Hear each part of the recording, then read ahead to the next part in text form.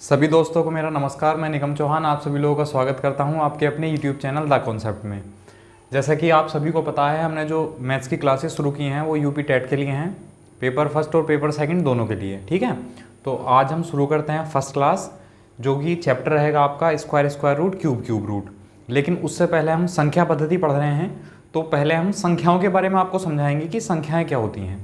और ध्यान रखना, जो मैं संख्याओं के बारे में आपको बताऊँगा उससे यूपी टेट में हर बार एक क्वेश्चन आया है। ठीक है, तो आज की जो वीडियो है कम से कम आपको 99% एक क्वेश्चन जरूर मिलने वाला है। ठीक है, चलो साथ साथ नोट करते चलेंगे।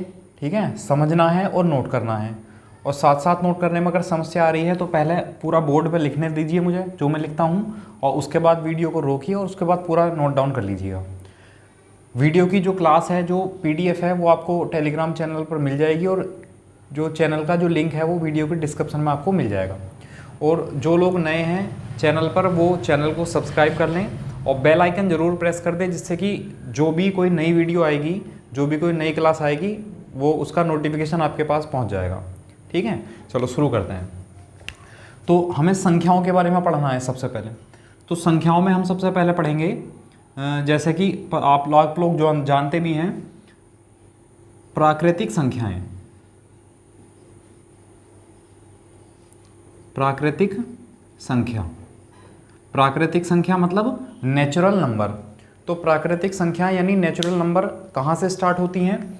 तो आप लोग बताएंगे नेचुरल नंबर 1, 2, 3, 4, इस तरह जो है सब नेचुरल नंबर स्टार्ट होते हैं। प्राकृतिक संख्याएं 1 से स्टार्ट होती हैं। ठीक है, फिर आता है पूर्ण संख्याएं। पूर्ण संख्या, पूर्ण संख्या मतलब होल नंबर। ठीक है, पूर्ण संख्या मतलब होल नंबर। तो होल नंबर कहाँ से स्टार्ट होते हैं? तो होल नंबर स्टार्ट होते हैं 0 से, यानी 0, 1, 2, 3, 4, इस तरह ये सभी क्या होंगी? पूर्ण संख्याएं होंगी। क्या होगा? होल नंबर, सॉरी, क्या होगा? पूर्ण संख्या मतलब होल नंबर होंगे। कहाँ से स्टार्ट होंगे? 0 से स्टार्ट होंगे। अब है नेक्स्ट सम संख्याएं। सम संख्याएं यानी इवन नंबर। तो इवन नंबर क्या होते हैं? तो आप लोग बताएंगे इवन नंबर यानी सम संख्याएं होती हैं ऐसी संख्याएं जो 2 से डिवाइड हो जाती हैं। आप लोग अपने अनुसार चीज़ों को नोट करते हुए भी चलना। आपको लगे कि ये नोट कर लेनी चाहिए लाइन, तो आप उसको नोट कर लेना। ठीक है, वैसे पूछा कभी नहीं गया कि सम संख्याएं क्या होती हैं, लेकिन फिर भी सम संख्याएं क्या होती हैं? जो संख्याएँ 2 से भाग हो जाती हैं वो इवन नंबर यानी सम संख्याएँ होती हैं। जैसे कि 2, 4, 6, 8, 10, इस तरह ये सभी क्या हैं? इवन नंबर हैं यानी सम संख्याएं हैं। ठीक, इसके बाद पढ़ते हैं हम विषम संख्याएं यानी ओड नंबर। विषम संख्याएं, विषम संख्या मतलब ओड नंबर। तो ओड नंबर क्या होता है? तो ऐसी संख्याएं जो 2 से डिवाइड नहीं होती हैं वो ओड नंबर कहलाती हैं। ठीक है, जैसे कि 1, 3, 5, 7, 9, इस तरह। तो ये संख्याएं क्या हैं? ये ऑड हैं, ये विषम संख्याएं होंगी। ठीक है, तो ये नोट करो, फिर इसी में आगे बढ़ते हैं।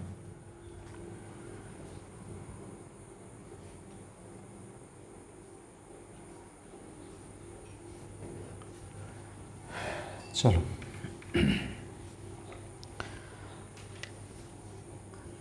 अब है अभाज्य संख्याएं। अभाज्य संख्या, अभाज्य संख्या मतलब प्राइम नंबर।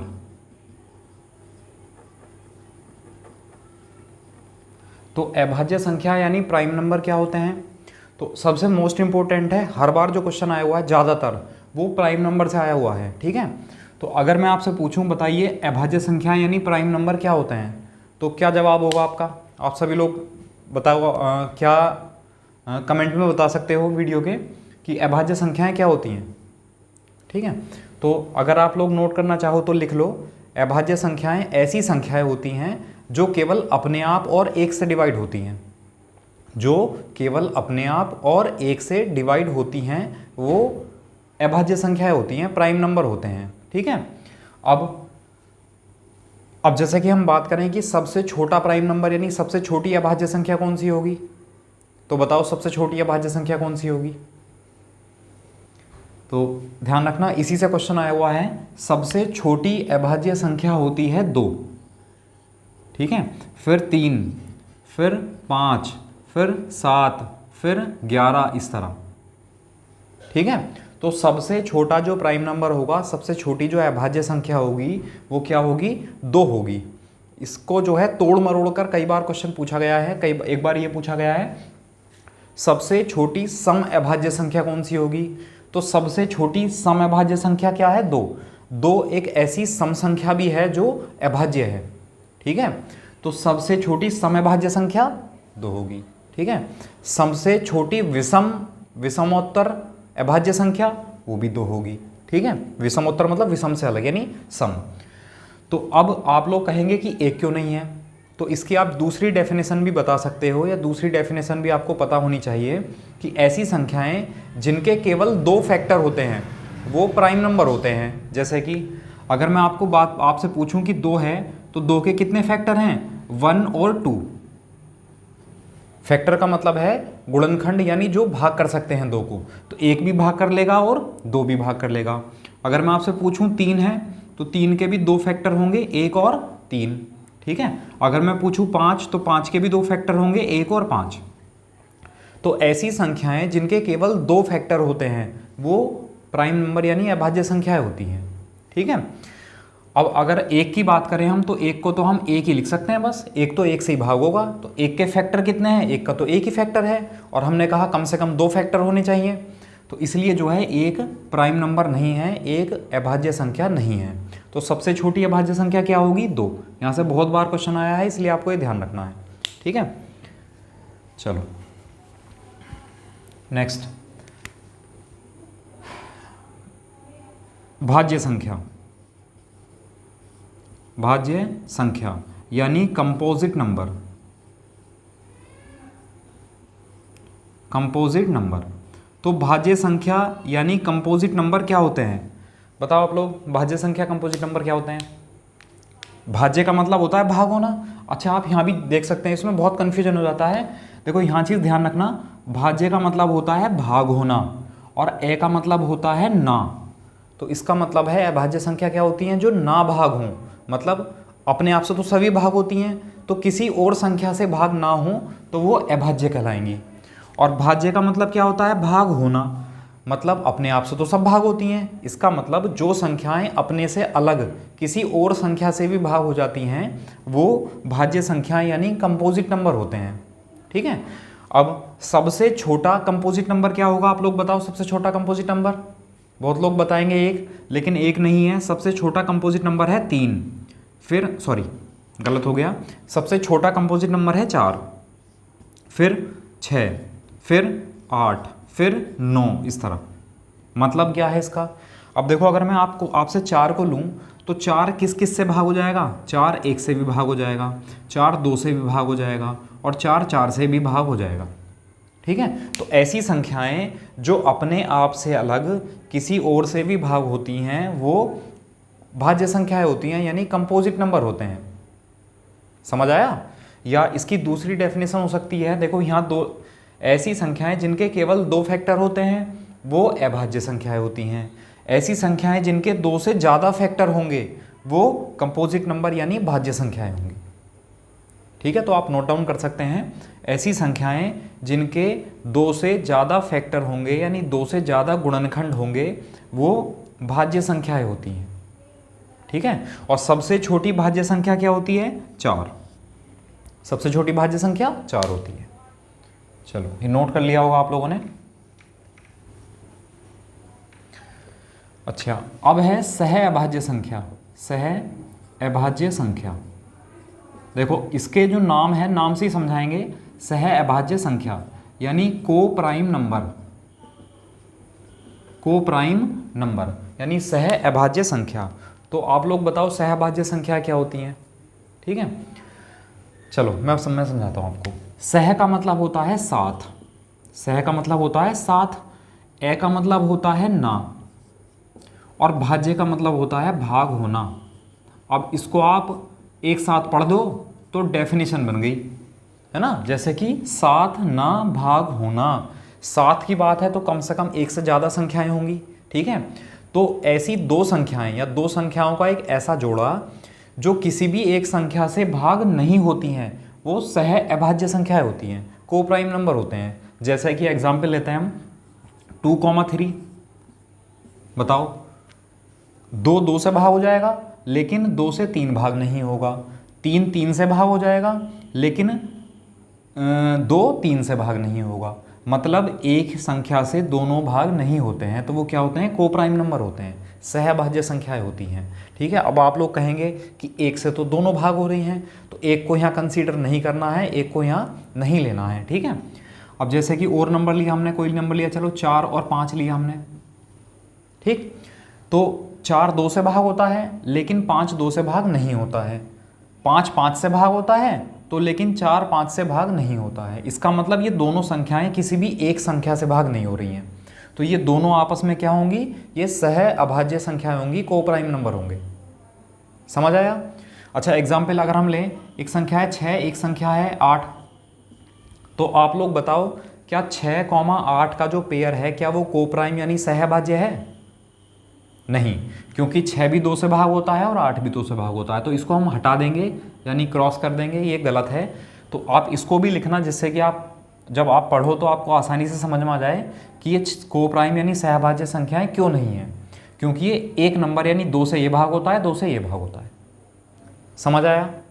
अच्छा कई बार लैंग्वेज में इस तरह भी क्वेश्चन आया है कि क्या दो कॉन्जुगेटिव नंबर मतलब दो लगातार संख्याएं हमेशा को प्राइम होती हैं? बिल्कुल होती हैं। आप कोई भी दो लगातार संख्याएं काउंट कर लो, जैसे कि 6,7, 7,8 है ना, 6,7, 7,8, 8,9, हमेशा जो कॉन्जिक्यूटिव नंबर होंगे, दो लगातार वाली संख्याएं होंगी, वो हमेशा को प्राइम नंबर होंगे। समझ आया। ठीक है, इसको नोट करो। अब इसको हटाते हैं।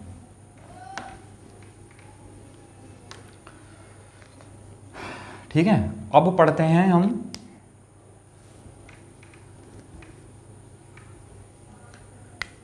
Rational number. रेशनल नंबर यानी परिमेय संख्याएं। ठीक है, रेशनल नंबर यानी परिमेय संख्याएं। अब परिमेय संख्याएं क्या होती हैं? तो आप सभी लोग जानते हैं, पढ़ाते भी हैं हम, ऐसी संख्याएं जिनको हम P/Q की फॉर्म में लिख सकते हैं, वो रेशनल नंबर होते हैं, वो परिमेय संख्याएं होती हैं। और जहाँ पर जो ये नंबर है ना Q, जिसको हम अंश बटे हर यानी न्यूमरेटर और डिनोमिनेटर कहते हैं, यानी जो डिनोमिनेटर है यानी हर है, उसका मान 0 नहीं होना चाहिए। अगर वो 0 हुआ तो 1/0 क्या होता है, वो इनफाइनाइट होता है यानी अनंत होता है। इसलिए इसका मान 0 नहीं होना चाहिए। ये 0 होगा तो चलेगा, कोई दिक्कत नहीं है, लेकिन ये 0 नहीं होना चाहिए। समझ आया। तो ऐसी संख्याएं जिनको हम P/Q या अंश बटे हर की फॉर्म में लिख सकते हैं, वो परिमेय संख्याएं होती हैं। ठीक है। अब जैसे कि हम बात करें एक, क्या एक रेशनल नंबर है? बिल्कुल रेशनल नंबर है, परिमेय संख्या है। एक को हम 1/1 लिख सकते हैं। क्या 2 रेशनल नंबर है? तो 2 को भी हम 2/1 लिख सकते हैं। इसका मतलब जितनी भी ये संख्याएं हैं, सिंपल संख्याएं हैं, उनको वो क्या होती हैं, परिमेय संख्याएं होती हैं। जैसे 3, 4, 5 ... ये सब क्या हैं, रेशनल नंबर हैं, यानी ये परिमेय संख्याएं हैं। ठीक है। अब जैसे P/Q की फॉर्म में तो लिखी हुई हैं, या और भी आप ले सकते हो, जैसे कि 2/3 है, 3/4 है, 2/9 है, 22/7 है ना। ये सब क्या हैं, बहुत सारी अनंत संख्याएं हो सकती हैं, इनफाइनाइट नंबर हो सकते हैं ऐसे, जो परिमेय संख्याएं होंगी, रेशनल नंबर होंगे। और ये तो चलो बहुत सारे, मैं अगर आपसे कहूँ कोई भी 2 इंटीजर हैं, कोई भी 2 पूर्णांक हैं, जैसे पूर्णांक ले लिया 1 और 2, अगर मैं आपसे पूछूं कि इन दोनों के बीच में कितनी परिमेय संख्याएं हैं, तो इन दोनों के बीच में अनंत परिमेय संख्याएं होंगी, इनफाइनाइट रेशनल नंबर होंगे। ध्यान रखना, क्वेश्चन पूछा जा सकता है, कई एग्जाम में पूछा भी गया है कि कोई भी 2 पूर्णांक हैं, इंटीजर नंबर हैं, कोई भी पूर्णांक के बारे में समझाऊंगा अभी मैं, कोई भी 2 पूर्णांक संख्याएं हैं, उनके बीच में कितने परिमेय संख्याएं होंगी, कितने रेशनल नंबर होंगे, तो कितने होंगे, इनफाइनाइट बताएंगे आप लोग, अनंत। ठीक है। अच्छा चलो अब बात करते हैं और भी, अगर हम आगे डिस्कस करें तो जैसे कि हमने ले लिया मान लो 0.32। अब मैं आपसे पूछूं, बताओ ये रेशनल नंबर है क्या, परिमेय संख्या है? आप कहेंगे बिल्कुल है, क्यों? क्योंकि इसको हम ऐसा लिख सकते हैं, जैसे लिखा हुआ है तो पॉइंट हटाएंगे 1 लिखेंगे, पॉइंट के बाद 2 नंबर थे तो 2 0 लगा देंगे। इसको 32/100 लिख सकते हैं, 32/100। तो अब देखो P अपॉन Q की फॉर्म है, तो इसको हम क्या कहेंगे, परिमेय संख्या है। इसका मतलब पॉइंट के जो नंबर होते हैं वो भी क्या होते हैं, वो भी रेशनल नंबर होते हैं। जैसे 1.234 ये सब ये क्या हैं, सब ये रेशनल नंबर हैं। समझ आया? अब मैं आपसे पूछता हूँ, क्या आप बताएंगे 0.326 326 326 326 क्या ये एक रेशनल नंबर है? आप बता सकते हो क्या ये परिमेय संख्या है? तो आप लोग बताएंगे कि हाँ ये एक परिमेय संख्या है। क्यों है परिमेय संख्या? क्योंकि नंबर जो हैं बार बार रिपीट हो रहे हैं। देखो 326 326 बार बार रिपीट हो रहे हैं। इसका मतलब इसको हम P अपॉन Q की फॉर्म में लिख सकते हैं। जब मैं आपको फ्रैक्शन पढ़ाऊंगा यानी भिन्न पढ़ाऊंगा तो उसमें इसको सॉल्व करना कैसे सिखाऊंगा, कैसे सॉल्व किया जाता है वो सब चीज़ें सिखाऊंगा। अभी बस इसको आप डायरेक्ट लिख लो। जैसे 326 है तो इसको हम ऐसा भी लिख सकते हैं 0.326 के ऊपर बार, और इस बार का मतलब होता है मतलब ये नंबर रिपीट हो रहे हैं। और इसको सॉल्व करने का तरीका है, जो भी नंबर है लिख दो ऊपर 326 और 3 नंबर पर बार है तो 3 9 लिख दो नीचे। ठीक है, मैं पूरा डिटेल में समझाऊंगा जब चैप्टर पढ़ाऊंगा आपको फ्रैक्शन यानी भिन्न, तब। अभी आप इतना समझो कि इसको हम ऐसा लिख सकते हैं, तो ये P अपॉन Q की फॉर्म है और वो क्या है, परिमेय संख्या है।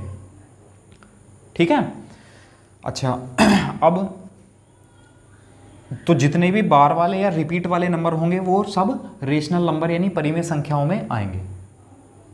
ठीक है, अच्छा अब मैं आपसे पूछूं, आप लोग बताएंगे 0.3264237245936 इस तरह संख्याएं लिखी हुई हैं, कुछ भी इस तरह एक नंबर लिखा हुआ है, तो आप लोग बता सकते हो ये क्या परिमेय संख्या है, ये रेशनल नंबर है? तो आप लोग बताएंगे कि ये रेशनल नंबर नहीं है। क्यों नहीं है भाई? ये इसलिए नहीं है क्योंकि इसमें कोई सीक्वेंस नहीं बनता। यहाँ सीक्वेंस बनता है, यहाँ एक पैटर्न बनता है। ठीक है, वही नंबर बार बार रिपीट हो रहे हैं, लेकिन यहाँ वही नंबर रिपीट नहीं हो रहे, यहाँ अलग नंबर आ रहे हैं हर बार।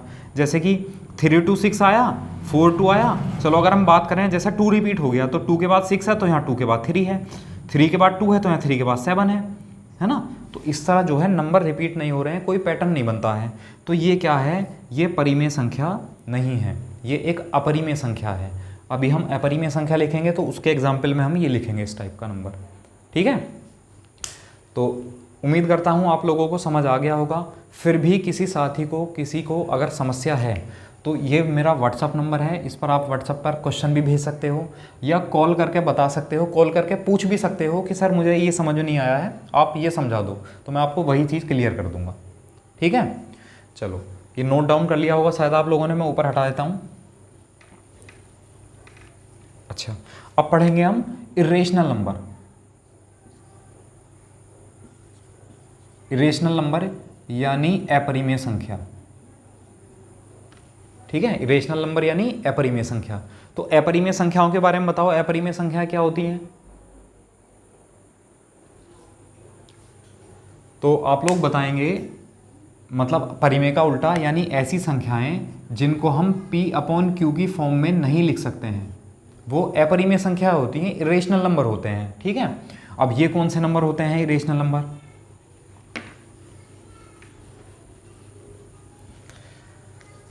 जैसे कि रूट वाले नंबर होते हैं, जैसे कि √2 है, √3 है ना। अच्छा, √4 कैसा नंबर होगा आप लोग बता सकते हैं? √4, तो √4 जो है यानी 4 का जो वर्गमूल है, 4 का जब हम वर्गमूल निकालेंगे, स्क्वायर रूट निकालेंगे तो वो 2 आएगा। स्क्वायर रूट निकालना सिखाऊंगा, अभी वही चैप्टर चलेगा इसके बाद। तो ये एक क्या है, ये तो रेशनल नंबर है 2, तो इसका मतलब √4 को नहीं लेंगे हम यहाँ पर। ठीक है, तो ऐसी संख्याएं जो परफेक्ट स्क्वायर होती हैं, जो पूर्ण वर्ग होती हैं, बताऊंगा पूर्ण वर्ग क्या होती हैं, तो उनको हम इसमें नहीं लिखेंगे। तो 2 है, 3 है, 5 है, √6 है। अच्छा, √9 क्या परिमेय संख्या होगी? सॉरी, अपरिमेय होगी? नहीं होगी। क्यों? √9 को सॉल्व करेंगे तो 3 आ जाएगा। समझ आया? तो ऐसी संख्याएं जिनके वर्गमूल नहीं निकलते या जो परफेक्ट स्क्वायर नंबर नहीं होते, वो सब क्या आएंगे, वो इरेशनल नंबर में आएंगे, वो अपरिमेय संख्याओं में आएंगे।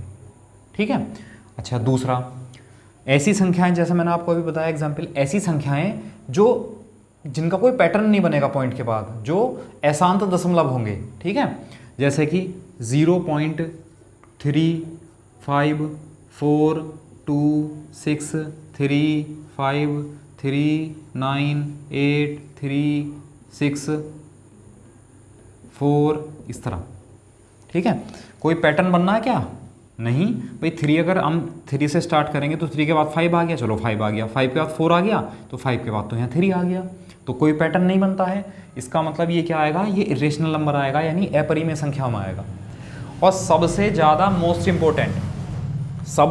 मोस्ट इम्पोर्टेंट जो है वो अब आने वाला है, जिसमें बहुत ज़्यादा कन्फ्यूजन होता है, ठीक है, जानते हुए भी हम गलती करते हैं। क्या गलती करते हैं? अगर मैं आपसे पूछूं कि 22/7 कैसा नंबर है, तो आप लोग बताएंगे ये P/Q की फॉर्म में है और ये एक परिमेय संख्या है, रेशनल नंबर है, ठीक है। लेकिन अगर मैं आपसे पूछूं कि पाई कैसा नंबर है, पाई, तो आप लोग बताएंगे पाई कैसा नंबर है, तो पाई एक रेशनल नंबर है। लेकिन हम क्या लॉजिक लगाते हैं, एग्जाम में लॉजिक लगाएंगे कि पाई का जो मान है वो तो 22/7 यानी 22/7 या 3.14 होता है, और ये भी परिमेय है, ये भी परिमेय है, तो पाई भी क्या होगा, एक परिमेय संख्या होगी, रेशनल नंबर होगा, और वही हमारा क्वेश्चन जो है आंसर गलत हो जाता है, ठीक है। ध्यान रखना, ये परिमेय है, ये भी परिमेय है, लेकिन पाई एक अपरिमेय संख्या है, एक इरेशनल नंबर है। क्यों है, नोट डाउन करना चाहो तो कर सकते हैं। पाई एक इरेशनल नंबर इसलिए है क्योंकि जो पाई के मान है ना, ये लगभग मान है, अप्रोक्सीमेट वैल्यू है, ये लगभग मान है, ये फिक्स वैल्यू नहीं है, ठीक है। तो पाई का जो मान है उसकी जो वैल्यू आएगी 3.14 ऐसी वैल्यू आएगी जो रिपीट ही नहीं होगी, जो वैल्यू आती चली जाएगी। समझ आया? चलो, तो पाई क्या है, एक इरेशनल नंबर है, अपरिमेय संख्या है, ध्यान रखना है आप लोगों को। इसके बाद अपरिमेय संख्या होगी, इसके बाद हम पढ़ते हैं पूर्णांक। पूर्णांक यानी इंटीजर, ठीक है। पूर्णांक तो आपको नाम से थोड़ा सा पता चल रहा होगा, पूर्ण अंक, पूरा अंक। जैसे कि मान लो अगर हम कक्षा में बच्चों की गिनती करते हैं कि कितने बच्चे हैं, तो गिनती हम इस तरह करेंगे ना, 1 2 3 4 5 10 20 50 100 इस तरह करेंगे ना। ये गिनती हम ऐसा करेंगे, 1 बच्चा, 1.5 बच्चा, 2.5 बच्चा, 3.5 बच्चा, ऐसा तो नहीं करते हैं, है ना। तो जो संख्या हम किसी की वैल्यू की मतलब किसी को हम काउंट करते हैं तो वो पूर्णांक वैल्यू में काउंट करते हैं, ठीक है। अब तो ये क्या होता है, इंटीजर मैंने आपको बताया, पूर्णांक यानी पूरा अंक होता है। अब ये पूर्णांक जो है इंटीजर किस किस चीज़ से मिलकर बना है ये और समझ लो। तो जो इंटीजर है बच्चों वो बना है निगेटिव इंटीजर, आई का मतलब है integer, negative integer, positive integer और जीरो, इन सब से मिलकर क्या बना है, पूर्णांक बना है। इसको कहते हैं धन पूर्णांक, पॉजिटिव इंटीजर, इसको कहते हैं ऋण पूर्णांक यानी निगेटिव इंटीजर। तो धन पूर्णांक, ऋण पूर्णांक और जीरो को मिलाकर क्या बनता है, पूर्णांक बनता है। अब ये धन पूर्णांक कहाँ से शुरू होते हैं, तो जैसे कि 1 है ना, 2 है और 3 है, 4 है, इस तरह क्या हो गए, धन पूर्णांक हो गए, पॉजिटिव इंटीजर हो गए। जीरो हो गया ऋण पूर्णांक, -1 है, -2 है, -3 है, -4 है, इस तरह सब क्या हो गए, ये ऋण पूर्णांक हो गए, निगेटिव इंटीजर हो गए। निगेटिव इंटीजर के लिए माइनस लिखा होना जरूरी है, लेकिन पॉजिटिव इंटीजर के लिए यानी धन पूर्णांक के लिए जरूरी नहीं है। +1 +2 लिखा हुआ है, अगर 1 लिखा है तो वो पॉजिटिव ही होगा। समझ आया? तो अब मैं आपसे पूछूं, आप लोग बताओ 3 बड़ा है कि 4 बड़ा है? बहुत से लोग बता रहे होंगे 3 बड़ा है, बहुत से कह रहे होंगे 4 बड़ा है। तो समझो 3 और 4 का मतलब है वो पॉजिटिव है, 3 +3 और +4। बोलते नहीं है ना, लिखते हैं प्लस, बस बोलते हैं 3 और 4, तो मतलब पॉजिटिव ही समझा जाएगा उसको। तो 3 और 4 में 4 बड़ा है और 3 छोटा है। अच्छा, यहाँ अगर मैं पूछ लूँ कि बताओ -3 छोटा है या -4 छोटा है, तो ध्यान रखना माइनस में जो देखने में संख्या बड़ी होगी वो छोटी होगी। तो -4 छोटा है और -3 बड़ा है। समझ आया? चलो, तो उम्मीद करता हूँ ये जब जो चीज़ें मैंने आपको समझाई हैं संख्याओं के बारे में, ये सबको समझ आ गया होगा। और एक क्वेश्चन 100% बनेगा, ध्यान रखना है इन संख्याओं में से, ठीक है। तो इतना टिपिकल नहीं है, आसान है। फिर भी अगर समझना आए तो कॉल कर देना, मैं आपको फिर से दोबारा समझा दूंगा, ठीक है। चलो इसे नोट करो। फिर थोड़ा सा पहला चैप्टर का थोड़ा सा टॉपिक शुरू करते हैं, और उसके बाद फिर हम आज ज़्यादा कुछ नहीं पढ़ाएंगे, है ना। वर्गमूल में बस केवल वर्ग निकालना सिखाऊंगा, वर्ग होता क्या है, और आपको जो होमवर्क दिया जाएगा वो आपको प्रॉपर तरीके से करना है, ठीक है। चलो बहुत मज़े में पढ़ेंगे, सारी चीज़ों को समझाते हुए। किसी को कोई समस्या होगी उसका भी समाधान किया जाएगा, ठीक है। देखो अब जो पहला टॉपिक है, आप चैप्टर नंबर 1 डाल सकते हो, वर्गमूल घनमूल। वर्गमूल घनमूल, है ना। मतलब स्क्वायर रूट, क्यूब रूट, है ना। इसको पढ़ेंगे। तो सबसे पहले तो अब एक चीज़ और है, इसको पढ़ने का मतलब ये है, नंबर सिस्टम को पढ़ने का मतलब ये है कि ये मत सोचना कि नंबर सिस्टम में से क्वेश्चन आएगा या नहीं आएगा, क्वेश्चन भी आते हैं। और इनको पढ़ने का, पूरे नंबर सिस्टम को पढ़ने का मतलब है कि हमारी जो कैलकुलेशन है उस पर हमारी मजबूत पकड़ हो जाएगी बहुत अच्छे से, ठीक है। बहुत से लोगों का मैथ छूट गया होगा, बहुत लंबे समय से नहीं पढ़ा होगा, तो वो पूरी मजबूत पकड़ हो जाएगी। जैसे जैसे मैं करवाता हूँ वैसा करते चले जाना है, ठीक। अब वर्गमूल घनमूल, तो इसमें हम पहला टॉपिक, सब टॉपिक उठा लेते हैं, वर्ग यानी स्क्वायर। तो इसके बारे में हमें पता होना चाहिए, ठीक है। तो स्क्वायर यानी वर्ग क्या होता है, तो आप लोग बताएंगे स्क्वायर होता है कि सर x का स्क्वायर, यानी इसका मतलब है कि किसी भी नंबर का स्क्वायर है तो उस नंबर की 2 बार गुणा हो रही होगी तो वो वर्ग कहलाएगा। जैसे कि मान लो 6 का स्क्वायर लिखा है, तो आप बताएंगे ये 6 गुणा 6 है, इसका मतलब 6 छंग 36, 36, है ना। अगर मैंने लिख दिया मान लो 8 का वर्ग, तो हम कहेंगे ये लिखा होगा 8 गुणा 8, यानी 8 अट्ठे 64। लिखा है 9, तो 9 का मतलब होगा 9 गुणा 9, 9 9 9 81, 81, ठीक है। तो स्क्वायर का मतलब समझे आप लोग क्या होता है। स्क्वायर का मीनिंग होता है किसी भी नंबर की उसी नंबर से मल्टीप्लाई, या कह सकते हैं किसी नंबर की 2 बार मल्टीप्लाई।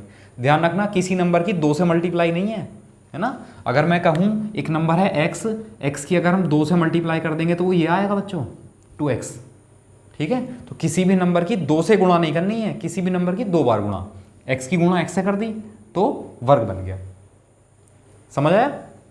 चलो तो अब वर्ग मैंने आपको समझा दिया, वर्ग क्या होता है। अब आपकी जिम्मेदारी है थोड़ी सी कि आपको एक तो पहाड़े यानी टेबल याद करने हैं। उम्मीद करता हूँ सभी के 20 तक पहाड़े होंगे याद, जिनके नहीं हैं वो ज़रूर याद कर लें।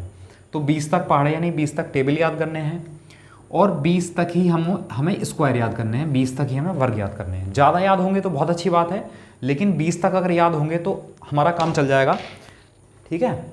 हम कवर कर लेंगे मैथ को, ठीक। चलो अब चाहो तो मैं 20 तक स्क्वायर लिखवा दूं, चलो आप लोग नोट डाउन कर लो, जल्दी से लिखवा देते हैं ना।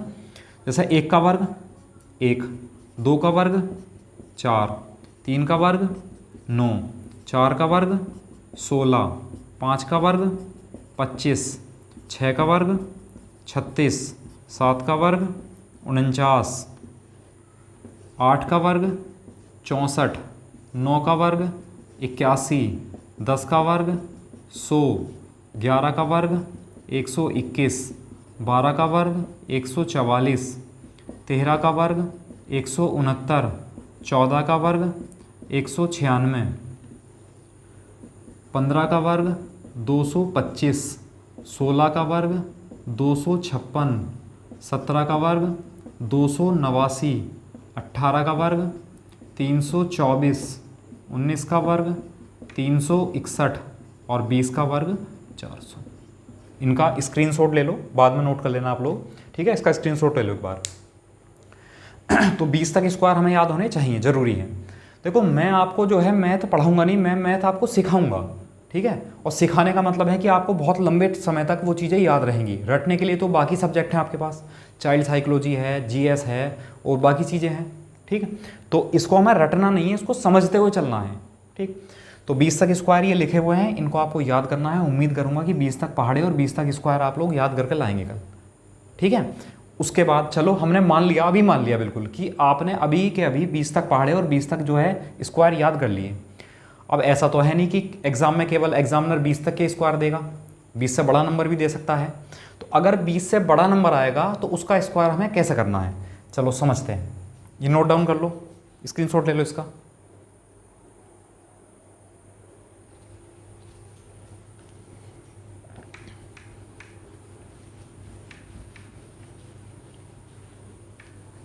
चलो, अब जैसे मान लो मैंने एक नंबर लिख दिया है यहाँ 36 लिख दिया मैंने कहा 36 का स्क्वायर करो, तो आप लोग बताएंगे कितना आसान है, 36 इंटू 36 कर लो। बहुत आसान है, 36 इंटू 36 कर लो। और आपको करना भी यही है भाई, आपके एग्ज़ाम में टाइम काफ़ी है, टाइम बहुत मिलेगा, तो 36 की 36 से गुणा कर सकते हो। मैं आपको करके बताता हूँ। जैसे हमने 36 की गुणा 36 से कर दी, तो पहले क्या करेंगे, 6 छंग 36 का 6 आंसर लगे 3, 6 थी 18 और 3 21, फिर एक नंबर छोड़ेंगे, 3 छंग 18 का 8 आंसर लगा 1, 3 तिया 9 और 1 10, फिर क्या करेंगे, ऐड कर देंगे, जोड़ देंगे, तो ये आ गया 1296। तो हम लोग बताएंगे कि 36 का स्क्वायर क्या होता है सर, 36 का स्क्वायर होता है 1296, 1296। आसान है, कोई दिक्कत नहीं है। जितने भी साथी इस वीडियो को देख रहे हैं, इस क्लास को देख रहे हैं, मैं मानता हूँ कोई एक व्यक्ति भी ऐसा नहीं होगा जो ये सब नहीं कर सकता, सब लोग कर सकते हैं। ठीक है, तो इसमें कोई घबराने वाली बात ही नहीं है, वर्क करना आ गया आपको। ठीक है, लेकिन एक ट्रिक है। ट्रिक क्यों पढ़ाई जा रही है, ट्रिक इसलिए बताई जा रही है, अगर मैंने आपसे कहा कि 125 का स्क्वायर बताओ आप लोग, तो इसका मतलब क्या है, 125 की मल्टीप्लाई 125 से होगी, थोड़ा सा लेंथी हो जाएगा। अगर मैंने कहा 1258 का स्क्वायर बताओ, तो 1258 की 1258 से मल्टीप्लाई होगी, थोड़ा सा और लेंथी हो जाएगा। तो इन चीज़ों को आसान बनाने के लिए एक ट्रिक है। ठीक है, तो उसको अगर आप कर सको कर लेना, मेरी राय तो ये है कर लेना। मैं बहुत सारे क्वेश्चन कराऊंगा उसके जैसे, और आप अभी ना 5 मिनट वेट करो, 5 मिनट में आप ये छोड़ के ना उसके एक्सपर्ट हो जाओगे जो मैं ट्रिक बताऊंगा। ठीक है, देखो क्या ट्रिक होगी। देखो ट्रिक ये होगी, जैसे कि 36 का स्क्वायर कर रहे हैं हम, ध्यान रखना, एक एक स्टेप से बनाते हुए चलना। सबसे पहले हम राइट हैंड पर, यानी सीधे हाथ, सीधा हाथ हमारा ये है, सीधे हाथ पर हम एक नंबर छोड़ देंगे। ठीक, इधर कितने भी नंबर हो इससे मतलब नहीं है, इधर एक नंबर होना चाहिए। तो 6 का स्क्वायर करेंगे। अब मैंने कहा 20 तक स्क्वायर याद होने चाहिए, तो हमें पता है कि सर 6 का स्क्वायर तो 36 होता है, तो 6 का स्क्वायर हमने 36 लिख दिया। देखो 6 का स्क्वायर 36। अब कहेंगे 3 का स्क्वायर, तो 3 का स्क्वायर बताएंगे कि सर 3 का स्क्वायर 9 होता है, ये लिख लिया, आसान है भाई। 6 का वर्ग 36, 3 का वर्ग 9। अब क्या करेंगे, यहाँ एक नंबर छोड़ देना है, ये वाला छोड़ दिया। फिर क्या करेंगे, देखो 3 गुणा 6, तो 3 गुणा 6 कितना हुआ, 3 छंग 18, और 18 गुणा 2, तो 18 दूनी 36। यहाँ एक नंबर छोड़ रखा है, यहाँ हमने 36 लिख दिया और 36 को जोड़ दिया, तो ये हो गया 6, 6 और 3 9, 9 और 3 12, आंसर आया हमारा 1296। बताओ समझ आया। पहला, अगर आप ट्रिक सीखना चाह रहे हो तो पहले क्वेश्चन को प्रॉपर तरीके से इस तरह लिखना है, और ये भी लिखना 36 कहाँ से आया। तो 36 कैसा आया, पहले तो हमने इनकी दोनों की गुणा करी, 3 गुणा 6 कितना हो गया 18, फिर इस 18 की हमने इस 2 से और गुणा कर दी, तो 18 गुणा 2 कितना आया 36, और उस 36 को हमने यहाँ लिख दिया। ये पहले स्टेप के लिए, पहले क्वेश्चन के लिए ये चीज़ें आप सब नोट कर लेना बिल्कुल, जिससे कि कभी भी पढ़ो तो आप समझ जाओ कि 36 कहाँ से आया। वरना कोई क्या लिखेगा कि सर ने ये वाला 36 लिख दिया होगा, है ना, ये वाला 36, ये वाला 36 उतार दिया होगा, ये 9 पता नहीं कहाँ से आया, है ना। तो ये प्रॉपर चीज़ें नोट कर लो बस एक बार, फिर अगले क्वेश्चन में ये सब चीज़ें नहीं लिखवाऊंगा, ये डायरेक्ट हम क्वेश्चन करेंगे।